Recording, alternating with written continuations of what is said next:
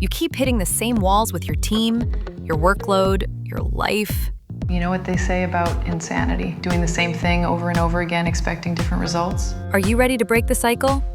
Engineer Your Success. Insiders is Dr. James Bryant's private podcast. It's like having a coach in your corner focused on helping you win at work and home. One story, one insight, one action to help you focus on what matters most. Join at engineeryoursuccessnow.com/insiders.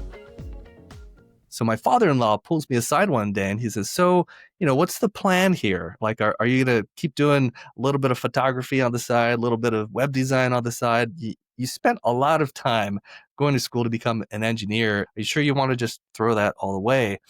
And he suggested that perhaps there was a way to do engineering. I just had to change how I did it, and maybe I could find joy in it again.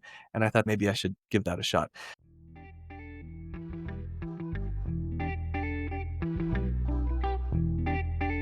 Success isn't just about what you achieve. It's about living a life that reflects your values and priorities. Welcome to Engineer Your Success, the podcast that helps you lead with intention and live fulfilled.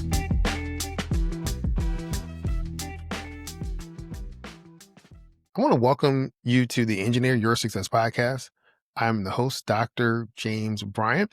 Joining me today is Mr. Aaron Moncur, an accomplished engineer, entrepreneur, and leader with nearly 2 decades of experience in product development and leadership. He's the founder of Pipeline Design and Engineering, a trusted partner for some of the world's largest medical device companies, developing advanced automation and manufacturing solutions. But Aaron's impact goes far beyond engineering excellence. He's a champion for building joyful, positive workplace cultures and believes that when people enjoy their work, creativity and productivity follow. He's also the host of the Being an Engineer podcast, connecting engineers with industry knowledge, best practices, and inspiring stories. Aaron, you have built an impressive career as an engineer and an entrepreneur. What first sparked your interest in engineering? Thank you, James. What a delight to be here with you today. What sparked my interest in engineering? When I was a kid, I remember, first of all, the Legos. I loved playing with Legos. I loved building forts. I would work on my bike. So I was always kind of mechanically inclined. Just, it was in my DNA. I remember this one time I was probably 10 years old, maybe, something like that.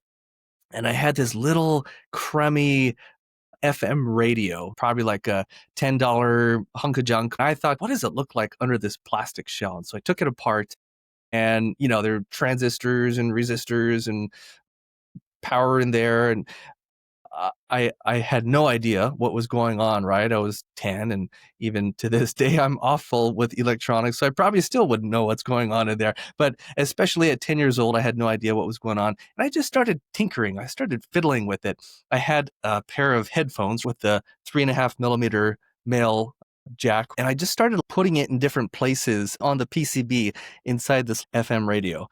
I don't even know what I expected to happen necessarily, but I was just like touching it around in different places. And all of a sudden I put it on this place that to me, there was no indication that touching the 3.5 millimeter jack on this location would have produced sound through the earphones. It did. It wasn't the typical, the female receptacle where that 3.5 millimeter jack is supposed to go. It was somewhere completely different on the board. I touched the Jack 2 components on this board and sound started coming through the headphones. I thought that was the most amazing thing in the world. Like, to this day, I don't fully understand why I thought it was so amazing, but I did. And experiences like that eventually led me to the career of engineering. And in fact, I was not a very thoughtful youth as far as my future. I didn't know what engineering was or that I wanted to be an engineer. I knew I was mechanically inclined. I liked working with my hands. I liked designing things. I was reasonably good at math and science, et cetera, et cetera. And I was sitting at the dinner table with my family as a senior in high school. And my dad says to me, so what are you going to study in college? Like, what's the plan here? And back in those days, my entire focus in life was surfing and hanging out with friends. I grew up in Hawaii, and there were, beautiful waves and beaches, and the weather was perfect every day. And so I wanted to be surfing and hanging out with friends. I didn't give any consideration to my future. My dad asks, I say, I don't know. I haven't thought about it. He suggests engineering. I thought, okay, sounds good. And that was about all the thought I gave to it. So really not fully understanding what an engineer was, but having incredible faith in my father, I said, great, I'll try engineering. I enrolled, and it turned out to be a great fit. No, that's a great story. You're not the only engineer I've talked to that didn't really have a clue. They were good at science and math. They liked solving problems. Someone made a suggestion. It's like, okay, I think I'll do that. Yeah. And you get into it and you love it. At Yeah. least that's how it was for me. I was lucky, honestly. I've always been lazy. And so my dad says, what are you going to do? I don't know. That requires effort to think about. He says, engineering. Great. That's easy. I don't have to think now. I'll just do that. Have you always been lazy or just really efficient with how you use your energy and time? See, I love how you find the nuances in these things, James. Yes, I am lazy, but it's in service of productivity and efficiency. I love being very efficient. And so, yeah, kind of tongue in cheek, I say that I'm lazy, but I also work very hard. So I don't know how to reconcile those two things. I know that much about you, which is why I chimed in with another slightly different way to reframe that laziness. Because I think you do things in service of productivity. How can you become more efficient? When you went to university, it was for mechanical engineering. Is that what you chose? Originally, it was manufacturing engineering. I had a 2-year hiatus, and when I came back, they had canceled the manufacturing program. And the next option was mechanical engineering. So I said, okay, I'll do mechanical engineering. I'm glad I did. Mechanical engineering was a better fit for me. Tell us a little bit about your early career. So you finished university, you have your degree in mechanical engineering. What was next? I loved CAD. In school, I would go to the CAD lab. Most computers didn't run CAD well on their own, but I would spend weekends there. I thought it was so fun. I remember modeling a Ferrari. One of my classes was we had to pick something challenging and model it. And I found a Ferrari dealership, and they let me come in and take pictures of one of their vehicles. And so I got, pictures from all different angles. And then I used those as a background to get the profile correct. I modeled a Ferrari, and it was so rewarding, so fun. There was this rendering program, super clunky, really hard to use, but I got this CAD model of the Ferrari into this rendering program, and I had a little bit of water on the ground and some rocks in the background, and I rendered it back then. It was nowhere near as good as photorealistic renderings are these days, but it looked better than just the CAD model. I was so excited about that. So I knew I wanted to do some kind of engineering that had a strong focus on design. And so my first job was it was an intern at a local company while I was still going to school, and we designed professional drywall tools. And so there was a mud gun, and I can't even remember other tools, but it was awesome. We didn't know what we were doing as designers for drywall tools. There was a small team pulled together, and our charter was to develop these new tools and brand them differently, make some improvements where we could. And so to do that, because none of us had any background in drywalling, we bought competitors' tools and tore them apart. And some of them just straight up reverse engineered, and others we take some basic measurements, but then we'd make some changes here and there. And I had a blast. It was fun running CAD, using Pro Engineer and modeling these parts, and then sending them off to the machine shop. And, I had no business sending parts out to a machine shop. I was this rookie intern engineer, had never designed commercial parts before. Here I am sending POs to vendors for 20 grand, 30 grand to make the parts. This is 20 years ago. I made some mistakes. But it was a blast. I graduated, I moved to Arizona, had another internship doing fixture design for a biomechanical testing lab. I ran a mill and a lathe and built fixtures for testing a variety of different biomechanical components. And that was also fantastic. I switched to SolidWorks. Then I got my first full-time job doing medical device design. I worked on the design of a GERD device, GERD, gastroesophageal reflux disease. And it was this device that would go down the esophagus and effectively reduce the functional volume of the stomach from, I think it was something like 2,000 cc's to like 30 cc's. You start eating, your belly gets full quickly, and you stop eating. I did that for 3.5 years. And that brings us to about 2008 when the recession hit, the Great Recession, right? The housing market collapsed, and I got laid off. I thought I didn't like engineering anymore. Towards the end of this company, I wasn't very engaged. And that was one of the reasons that I was one of the people who was let go. The owners of this company, they were smart people. They could tell that, hey, Aaron's not like fully engaged here. We need to let some people go. It just makes sense. Let's let him go. So I thought that I didn't like engineering anymore.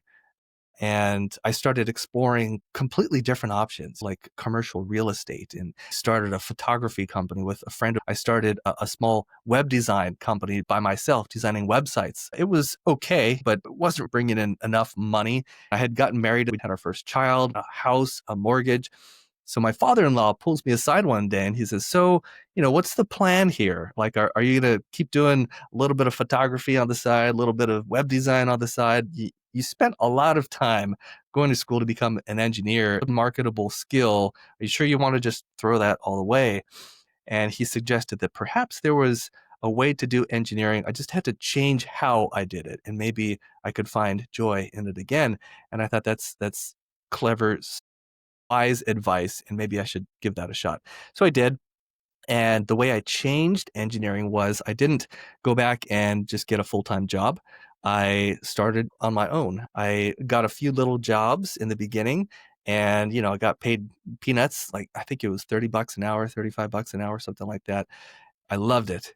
It was funny because towards the end of the time working at this last company, I didn't love it. I'd walk around with earbuds in my ears all day, isolating myself. My heart wasn't in it.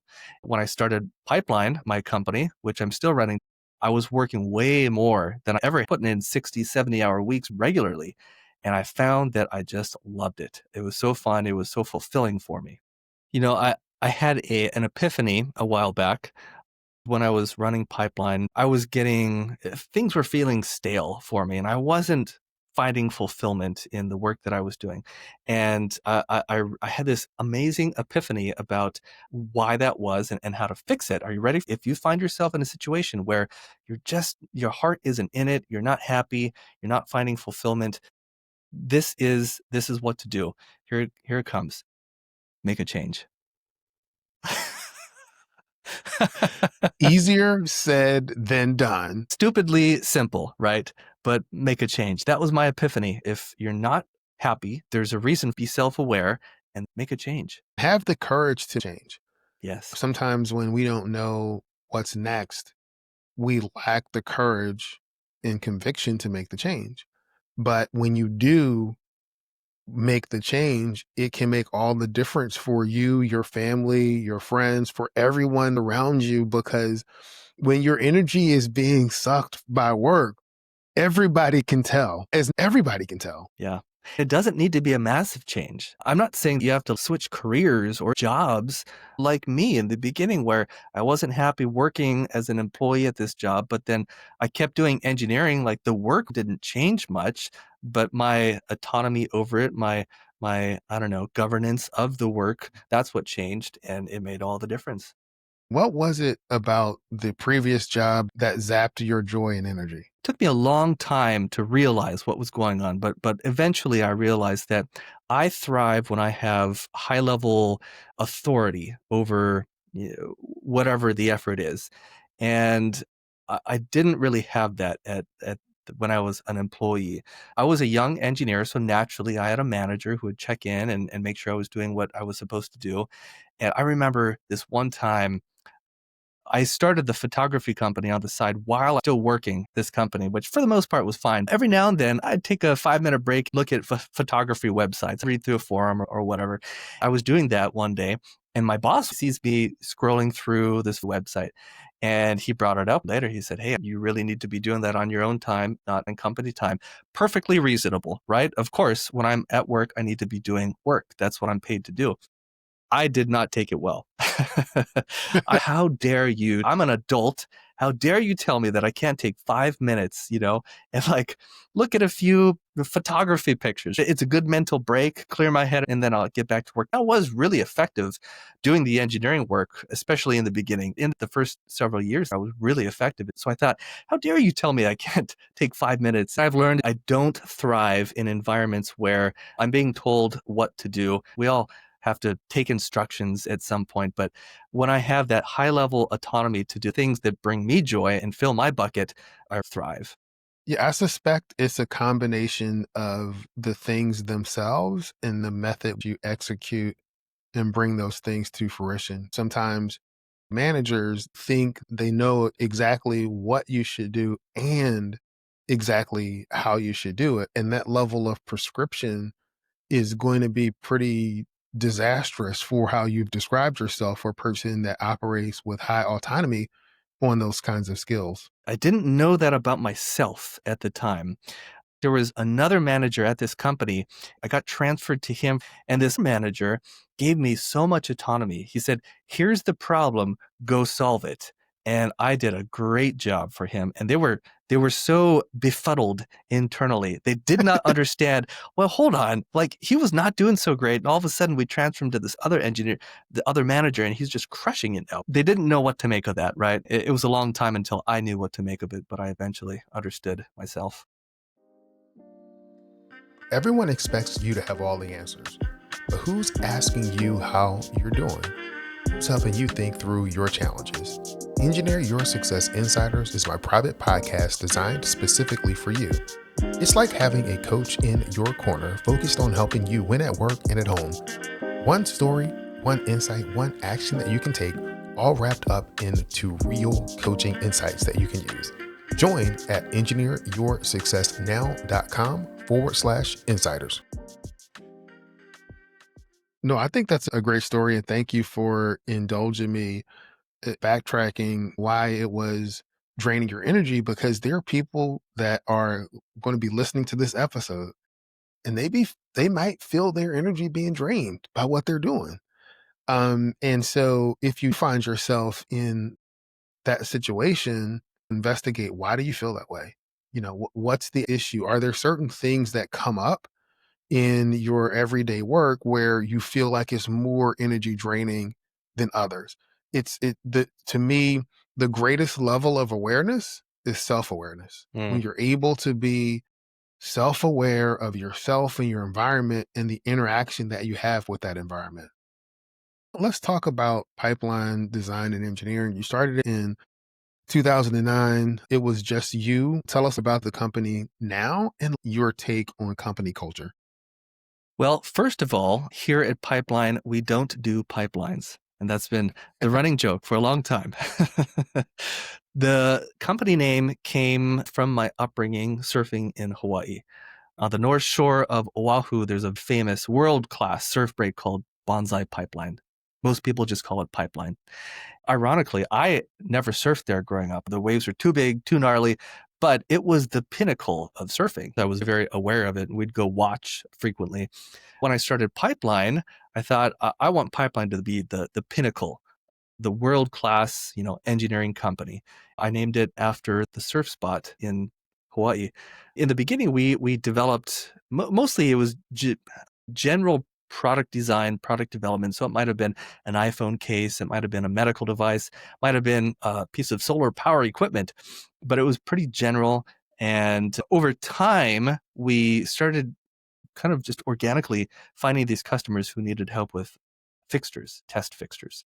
Okay. And so we designed test fixtures for them, grew organically to the point where most of our work ended up being in that area as opposed to consumer product design. We're building machines, and then we started adding motion to those machines, and then it was full automation. And so these days, probably 90% of our work is developing new manufacturing processes, automated machines, and custom fixtures. You asked about culture, which I appreciate because that's something near and dear to my heart.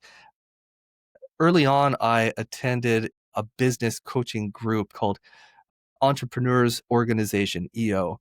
They talked a lot about your whys for doing this and what are your core values and the purpose behind your company. Early on, I decided the purpose for Pipeline is to bring joy to the lives of our team members. If we're not bringing joy, why are we here? I've built our culture around that idea. Formally, the purpose is promoting joy in the lives of our team members. Made a huge difference. Thank you. How does that translate for you guys? Yeah, right. Because it can't just be this, nice sounding platitude that you hang on a wall. Right? It has to translate into profitability. If you're not profitable, you cease to be a business and you can no longer promote joy in the lives of your team members or your customers for that matter.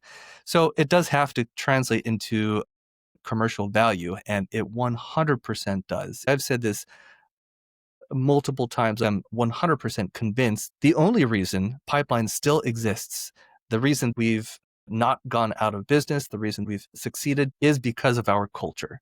People who work here, they actually like working here. They like working with each other. They are not micromanaged. They are empowered. They feel trusted. They feel valued and respected. And we have a great time working together. You come to work and a lot of people it's drudgery. They don't want to go to work, right? It's like, oh, I have to go to work. Sure, some days are like that, even in a wonderful culture and wonderful company. But for the most part, we just have a good time working here. We're a small team. At some larger organizations where bureaucracy rules, it might take you 2 weeks to order a screw. 2 weeks to get a screw. Here at Pipeline, we have project budgets, but there are very few approvals. If an engineer needs to order something for a project, he or she knows that he's trusted to do the right thing, and he just goes and buys the thing that needs to be purchased. And honestly, we haven't had problems. It's a low bureaucracy environment. Our core value number 2 at Pipeline is governed by productivity, not bureaucracy. And here's another very concrete example of how this culture has translated into revenue. We get slow on occasion. Our business is selling time. We're doing custom projects. We don't have a product off the shelf. Sometimes there's a lull. We get slow. Years ago, a customer called us up and said, hey, we've got this pretty big project, but it needs to be done really fast. The timeline was 10 weeks. And there were 2 machines that needed to be built. One of them was a ground up, starting with a blank piece of paper machine build. And the other, a significant upgrade to an existing machine that we had delivered them. And I knew that there was no way we could do this in their timeline, 10 weeks, unless we were putting in a whole bunch of overtime. I approached the team and I said, hey guys, here's what's going on. We've been a little slow lately. We've got this great opportunity, perfect project for us right in our wheelhouse, but it's going to require overtime. Nights, there's no way around it if we want to accept this job. And instead of saying, all right, guys, we're doing this, so tell your families, sorry, you're not going to see them for a little while. I said, you tell me, are you guys willing to sign up for this? I'm not going to force anyone, but if we all agree and tell the customer, yes, I want everyone to understand what that means for you. You're going to have to work, overtime. So you tell me, is the team willing to take this on? I think I've generated enough trust with the team that they believed me. They believed that if they said no, we would have turned down the work. To everyone's credit, the answer was a resounding yes. We are willing to sign up for the nights, the weekends, the overtime. We took the project, and not once did anyone have to step in and say, you promised, and now you're not working hard enough. Everyone did what needed to be done. People stayed late, came in on the weekends, and we got it done in 10 weeks. 2 good-sized projects, which is unheard of. Typically for a project that size, it's probably more like 5 or 6 months. Wow. But we were able to pull together and focus everyone on these 2 projects and knocked them out. The only reason we did that is because people trust each other, like working together, and we're willing to sign up for a hard project.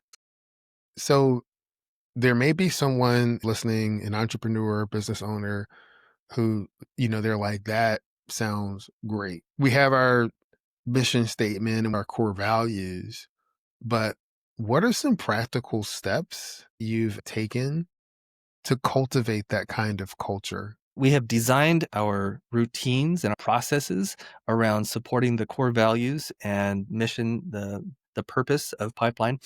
So a few things that we do, I think that regular interactions are critical. If you don't have regular interactions between the whole team, it just doesn't work. And people trust each other based on relationships. And if there's no trust, the quality of the work isn't there.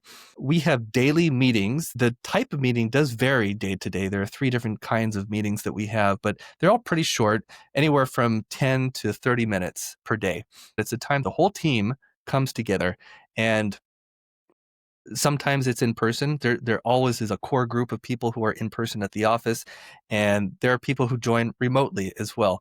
And I think in person is best for building relationships, but Zoom meetings are pretty good these days as well. So there's an opportunity for everyone to be together and see each other's faces, talk and make jokes. We're developing connections and building relationships, and it's a planned part of each day. We have 4 core values, and we encourage the team to nominate their fellow team members for living these core values. And there's a small cash prize at the end of the month for whoever wins.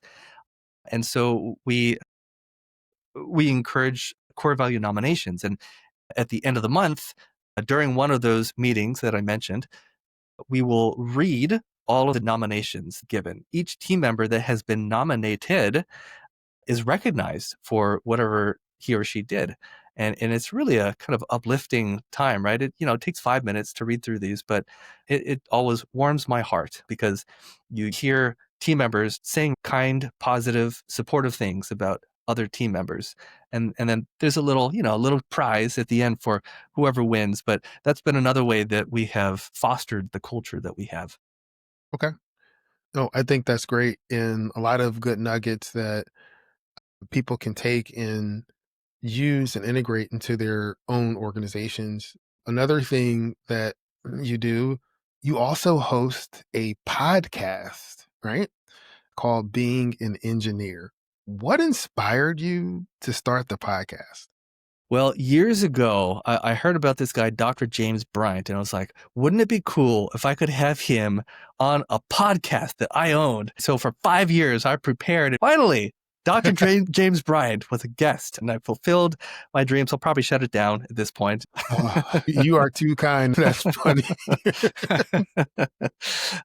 The podcast started during the pandemic, and this coaching group I was a part of, I mentioned, our mentor, our coach in this group, he posed the question to our group. He said, what if COVID decimates your business and you have to close shop? And I thought, what are you going to do next? I thought that's an interesting question. And so I thought through different things, and eventually I thought podcast might be kind of fun. I think I would enjoy that.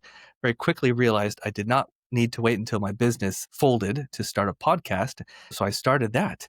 Over the years, I developed this belief that engineers are the superheroes of our world.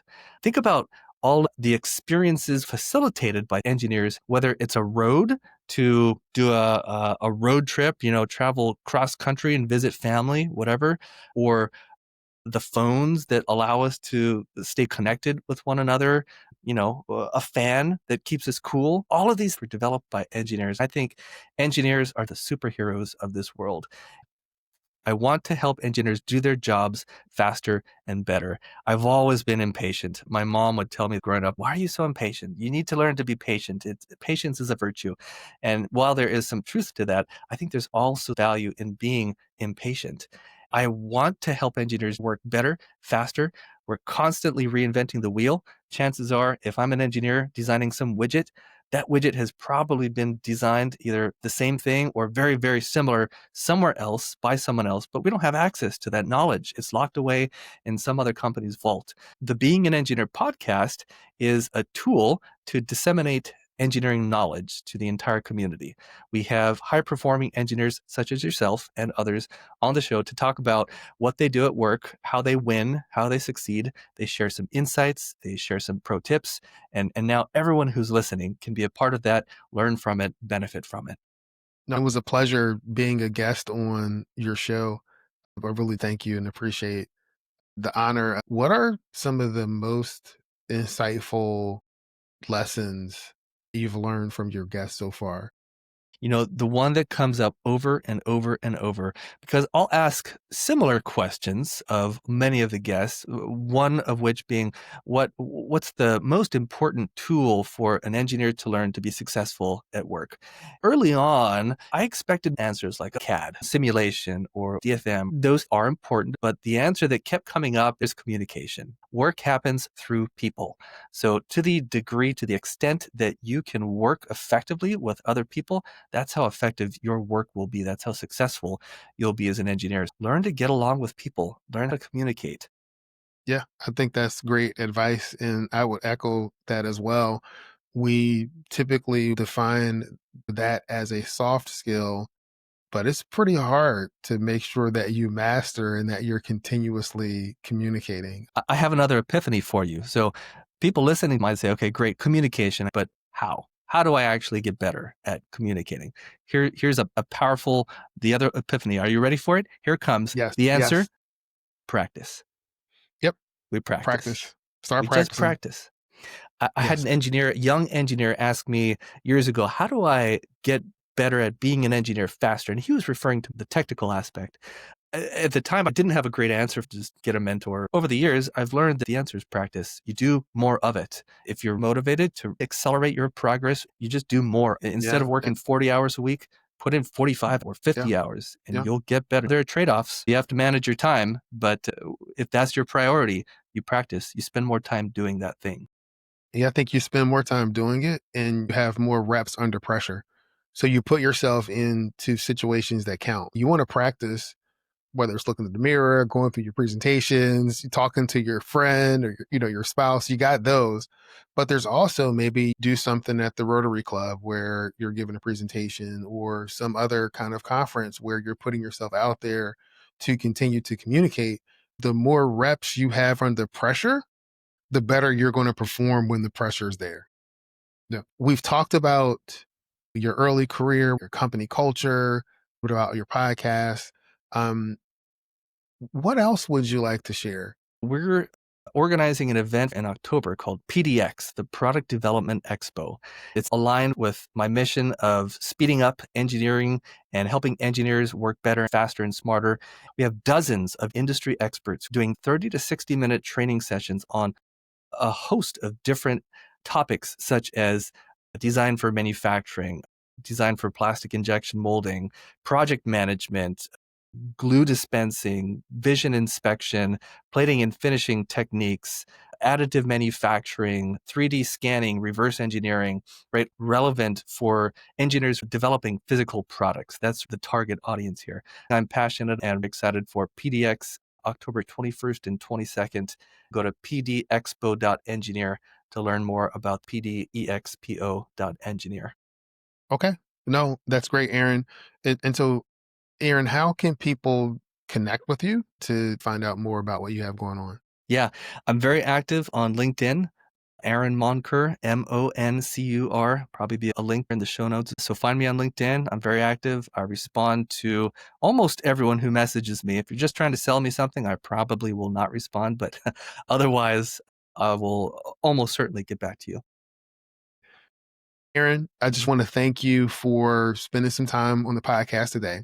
I'm going to end this episode like I end every episode, and that's this. Many people know what to do, fewer know how to do it. There's a select group that actually do it and are living their dreams. Aaron, thank you for being part of that select few. Thank you so much, James.